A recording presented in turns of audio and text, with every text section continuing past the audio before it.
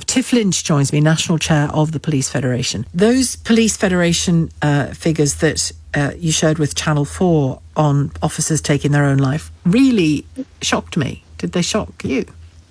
Those figures, Sheila, are incredibly alarming. And what I must also stress is because police officer suicide, police staff suicide is not recorded, there's no mandation to record, we actually fear that those numbers are under the actual levels that are taking place. So incredibly alarming. And in most cases could be prevented. How much of the detail is the Police Federation aware of? Because suicide is a complex thing, isn't it? It's not always, but it can be a very complex thing. How often are you able to say with certainty it was the job that led to it? As you mentioned before, a number of the recorded officer suicides, for those that are under misconduct, they are the ones that the Federation will know about, because the Federation inherently are the staff association that are supporting those officers in terms of their representation for those processes. But outside of that, it is very much hit and miss. We are reliant on the force, and we're reliant on the information from their colleagues and their families when they're approaching us. And are families coming to you in desperation to try to prevent these things from happening? Are they afraid for their loved ones? I'll be brutally honest with you, in that is a minority in terms of families coming forward to ourselves.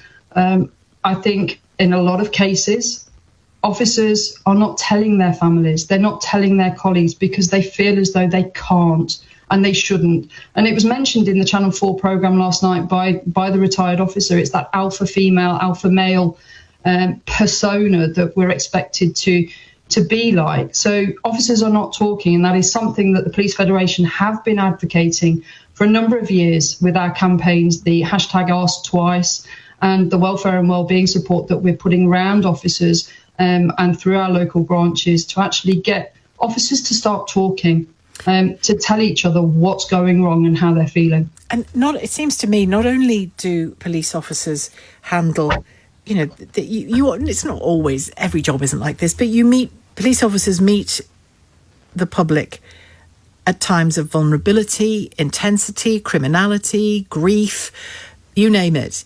And they are human themselves, the police, so they're going to feel something of that pain for if they're the right kind of police officers, the pain of the people that they're helping. I've experienced it as a reporter when you go into report on various things and see how people are harmed by it or distressed by it.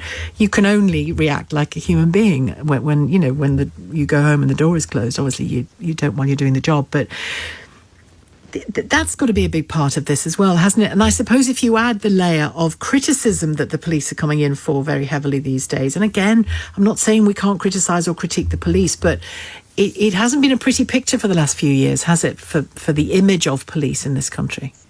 No, it hasn't. And you're absolutely right in what you were saying. Police officer, the police service and the role that police officers do, we're about helping people in crisis.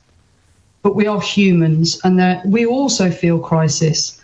And when we're dealing with incidents back-to-back, sudden deaths, suicides themselves, violence, we take it all in. And it's a bit like a sponge. It can only take in so much before something pops.